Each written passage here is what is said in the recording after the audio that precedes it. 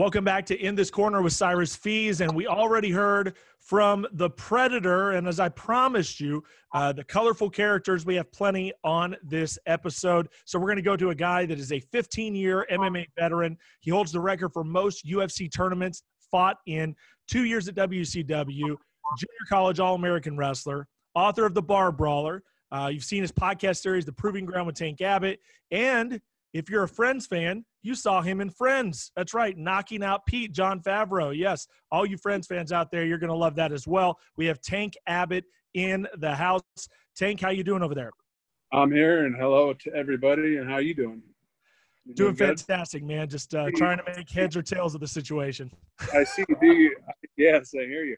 I see you do your research, because most people have things messed up, but you're pretty spot on. Thank you. Yeah, so we like to do some really good research here and give you all the credit, and you've obviously done some amazing things. And first off, man, this coronavirus, it has flipped the world upside down. It's the reason why this show even came about, but we're glad that it has. But that being said, I know you've dealt with a lot of health issues recently, and this coronavirus must kind of stress you out a little extra right now. Yeah, it kind of not so much, because I was in the hospital for like 30 days while the quarantine was going down. The only thing I missed was my wife. She couldn't get in the hospital. I had no idea what was going on with the quarantine and everything else. I was obviously dealing with my own issues. I had not literally, but figuratively, I had a blowtorch and a hacksaw going off on my organs and probably the worst pain that I've ever been through.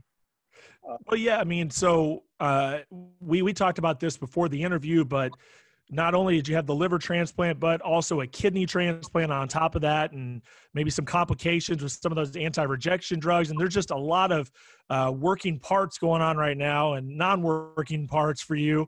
Kind of give us the Cliff Notes version of what you've been dealing with. Well, the latest thing that I've had to deal with is I first got my liver transplant at the beginning. I can't really remember how far ago. It was about a year ago. At any rate, I had complications, died on the table. The great surgical staff and the doctors at there saved my life, brought me back to life. And I had a stroke, a series of strokes, like 6 or so. They call it a crown.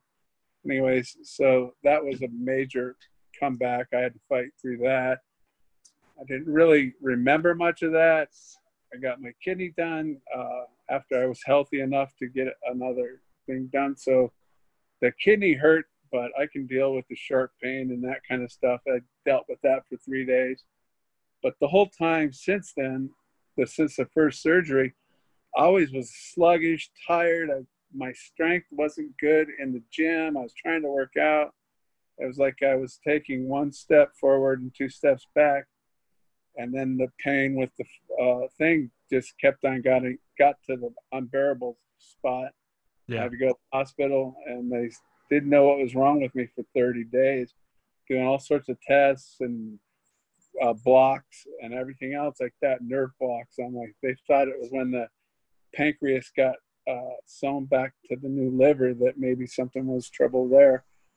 But it turned out to be when I was in Japan 20 years ago, I must have contacted roundworm, which comes from soil or whatever, and it's been laying at a dormant stage.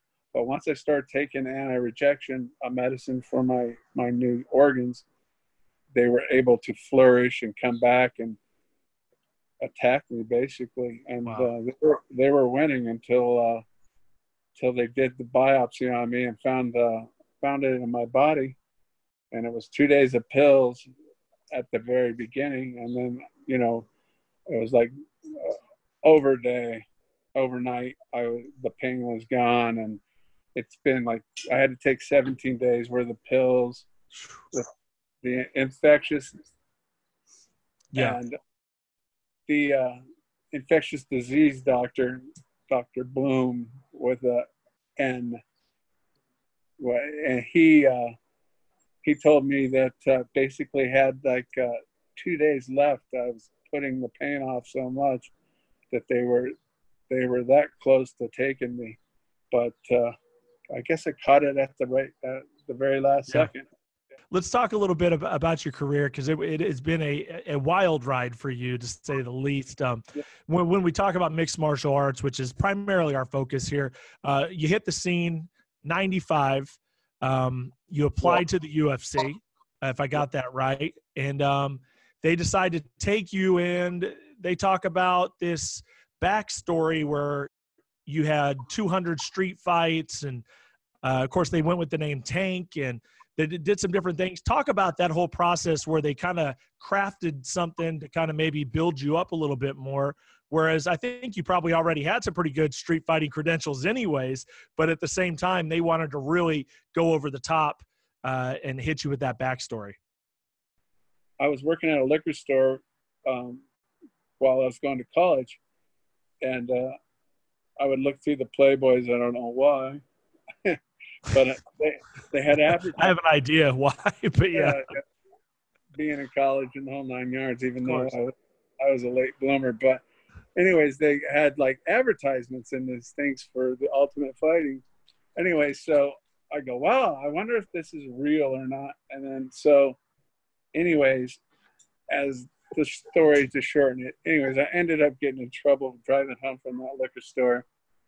This guy was having it out with his wife, or his girlfriend actually, and they were in an intersection, and then he diverted his anger towards me, and then I had to stop the car and get out and ask him what his problem was, and he ended up punching me, and I ended up ending the fight and going to jail for 180 days, just only because his dad was a police officer in the town I worked at. It's a pretty documented story. Anyways, so I go to jail. I get out on work release. Where you had to go to a probation like jail for the night, but you got out 12 hours to work during the day. So I was working with my friend and his dad's company, and he goes, did you see this Ultimate Fighting thing? And I said, yes. He goes, oh, I got to get you into this. And he goes, you'd actually fight now? I go, that's made for me, man. That's what I do. I was in the boxing gym every day just going, God, why can't they have a thing of real fighting? I'd fight Mike Tyson right now and rip his head off in the street. And I go, but it's no one knows that. They think boxing is fighting. It's the furthest thing from it. And so that goes on, and he just picked up the phone and started calling Art Davey. And Art Davey answered his calls and was like going, oh, wow. And he goes, this is a martial arts show. You can't just have some guy come in off the street and fight. And we go, well, no, he's like a all-American wrestler. He's been in boxing. He's going to go, and he fights everywhere on the street. You walk around this town at Huntington Beach, everybody knew I was actually, amongst other things that had been stolen from me, I was from the Huntington Beach bad boy. I was the true person that was the Huntington Beach bad boy that got stolen. I don't give a rat's ass about it anyway. Well, see, now I'm about to say, now we got to veer into that, because I actually had it on my list, because he accompanied you to the ring, I think a few times, right? I mean, and he's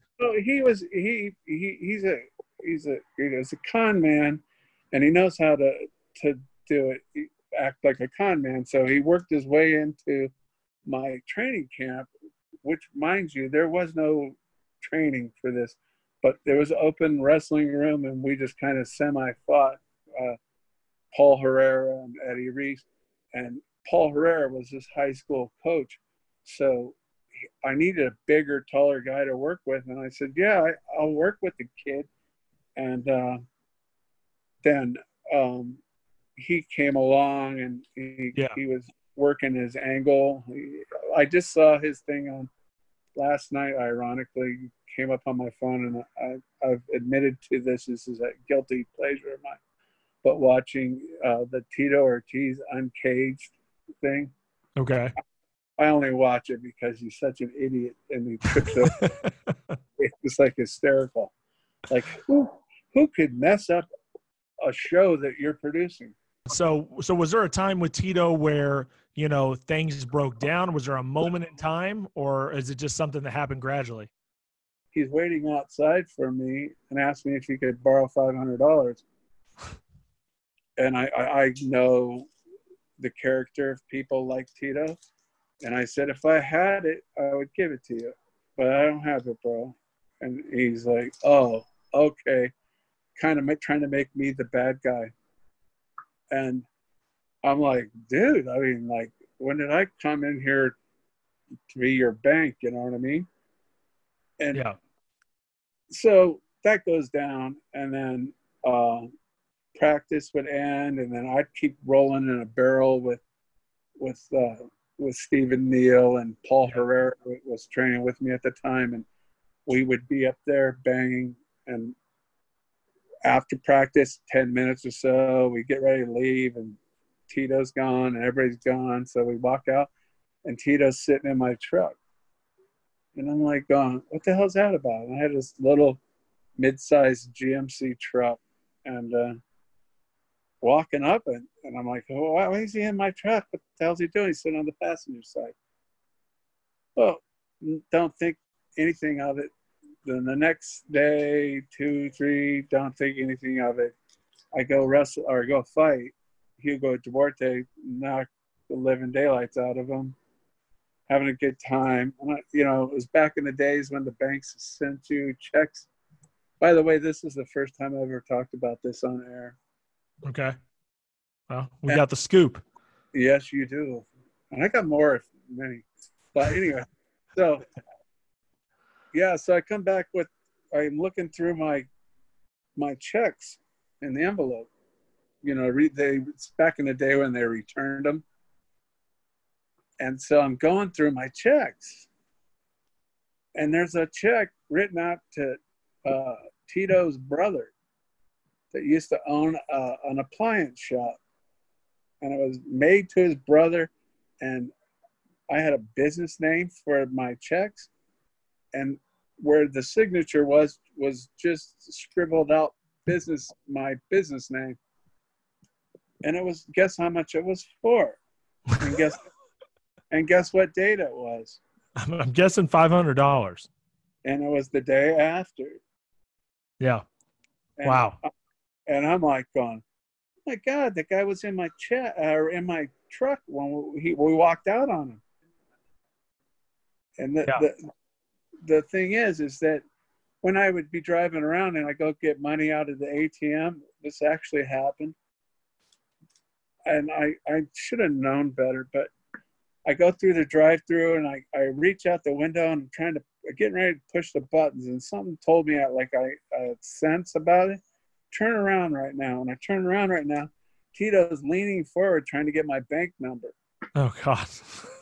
Wow. And I look at him. I go, what are you doing? And he goes, ha, ha, ha, ha, ha. Just laughing it off. We're not going to go too far here. We're going to take a little bit of a turn here because we're going to talk about a guy that we actually interviewed on this episode before we got to you, and that's Don Frye. And we talked a little bit, Don and I did, and we did a little name association towards the end of the episode, and I brought your name up, and he had some unsavory things to say about you. And basically, you know, F Tank, and he said that there was a situation. He said that maybe he was gifted some fights, and you thought that maybe he got an easy way into one of the tournaments. I'm guessing the Ultimate, where you guys met in the finals. What can you say about that? I guess it had been an interview that you had done. I just did an interview with, I think it was Hannibal. He's a great guy, Devin. Yeah. Anyway, so I just touched on the point of Don Frye. He did an interview. He was in the hospital bed, and he was talking some gibberish about me that I don't care. It's part of the game, whatever. Their job to think we're tough guys. But anyways, so, I mean, you want to talk about Don Frye, and my point was very simply is that, and the ultimate, he fought his friend. I mean, and if you're going to fight your friend, I mean, you don't have no integrity. If Paul Herrera, say for a second, a guy I trained with for a long time, we actually started together, and I talked to him last night on the phone, so we've had a long relationship. Yeah. But if I was to fight him, this is no way in the world. But Don Frye, they back in the day, they used to set up all these tournaments. It wasn't all about just to get some. They didn't even have belts at the time, but it was always to beat me because I was the purveyor of truth, and I would tell you what's really up. Like, these guys aren't really fighters. They might have wrestled, they might have boxed, they might have did jiu-jitsu, but they're not fighters. Hoist has a fighting spirit, but 1 through 5 was a Gracie jiu-jitsu commercial. It wasn't really fighting. Sure. They got to pick who they fought. And so when Don Frye's spouting off like saying, oh, you know, he had Jesse Reed in the corner, he boxed. Well, hell yeah, I boxed. And yeah, I've wrestled. I could go takedowns with anybody in the world. I've trained with world-class people for a long time. And so I just pointed out the obvious, that they set up this whole tournament. I was not supposed to win. It was me against the whole tournament, all the way from Big John, the referee, to all behind the scenes. They all wanted to take me down because I was an accident that slid by him, because I was the real guy. That goes back to the Tank thing before we digressed on that. I was the real. I went to UFC 5 before I fought, or UFC 5 before I fought UFC 6. It was like a circus. All these guys walking around telling everybody that they're martial artists. Like, you're supposed to be impressed. Like, if Bruce Lee or anybody else came up to me and said, I'm a martial artist and I could rip your heart out and stick it in your mouth before you did with my bare hands, they'd be sleeping on the street with their jaw. Dude, I have no doubt. I do want to touch on your WCW stuff, though, because me personally, that's where I first really, saw what you were doing, to be honest with you, because I was a huge wrestling fan and still am.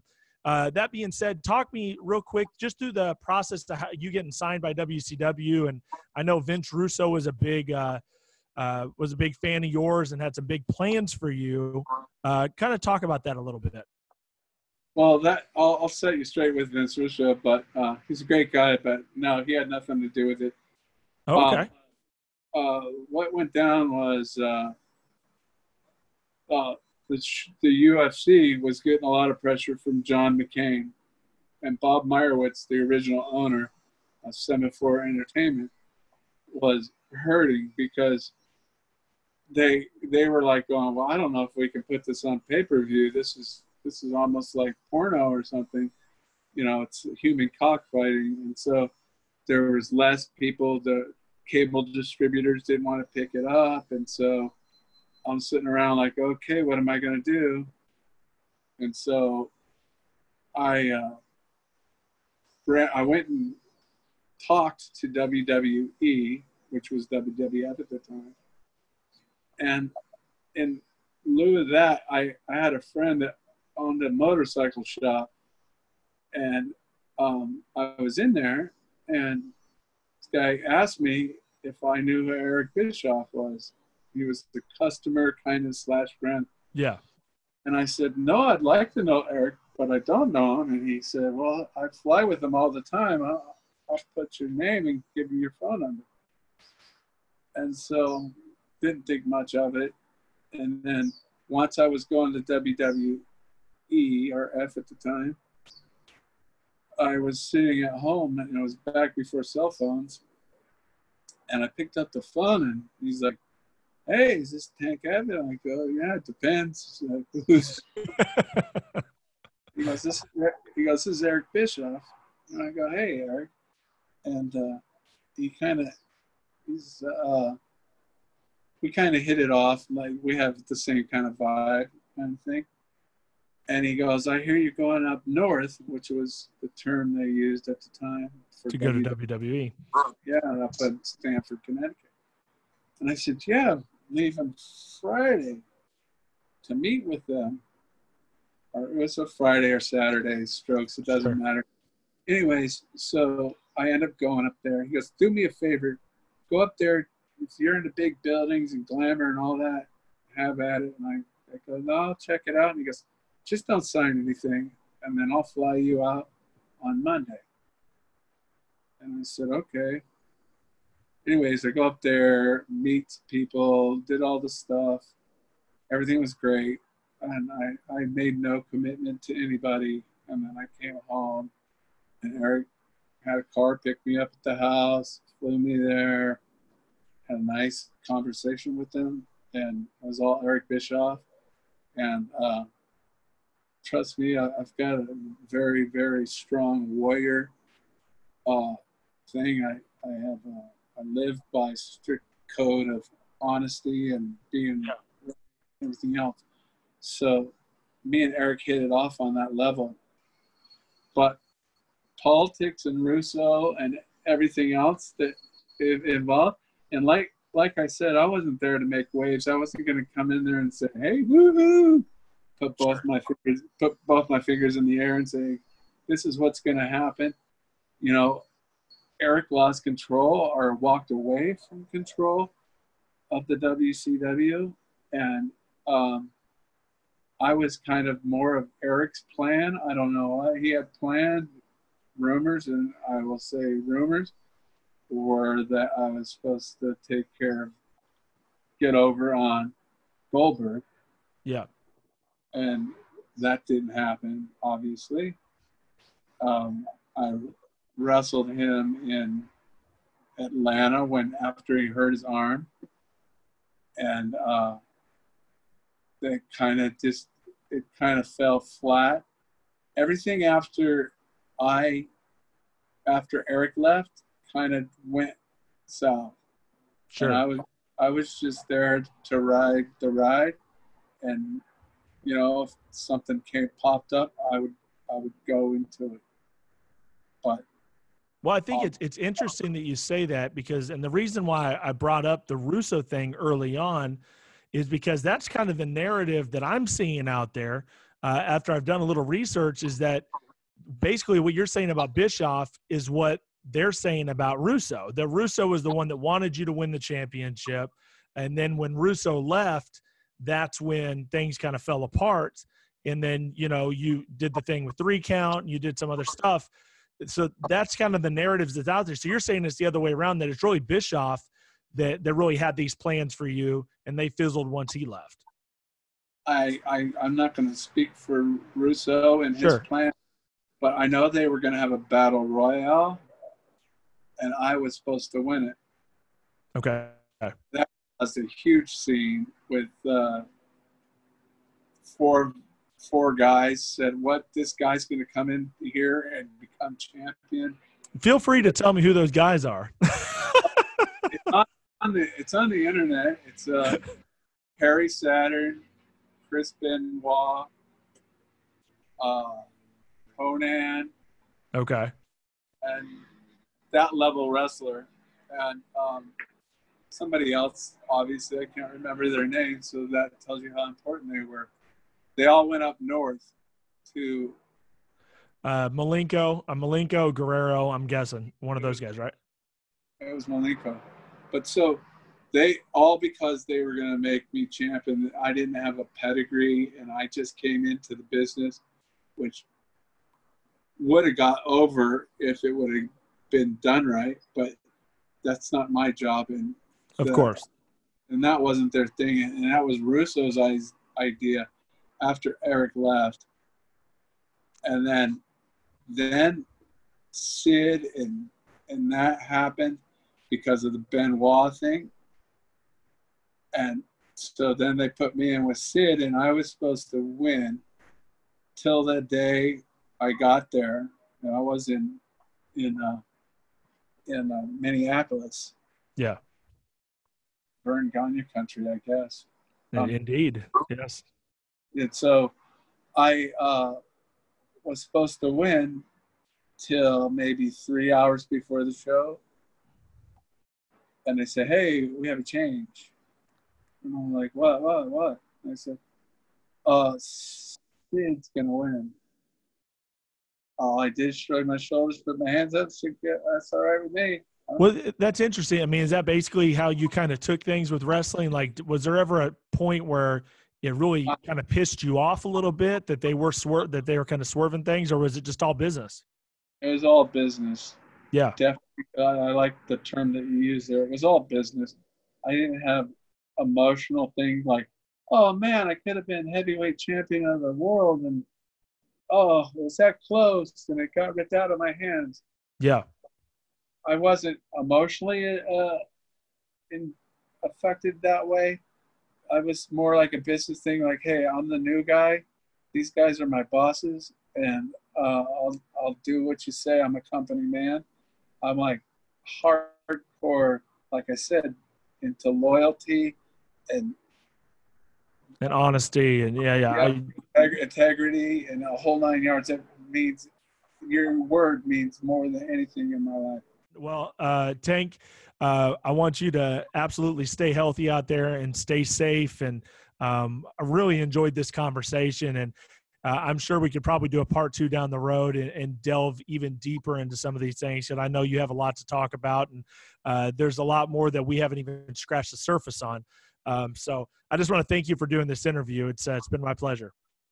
Oh, it's been my pleasure too. Yeah, we'll rev it up for next time, all right? Absolutely. Well, thank you so much, Tank. And folks, we want to thank the Predator, Don Frye, and, of course, Tank Abbott for joining us. And we got plenty more to come, more episodes and huge stars from all combat sports. You'll be able to see that on In This Corner. I'm Cyrus Fees. We'll see you next time.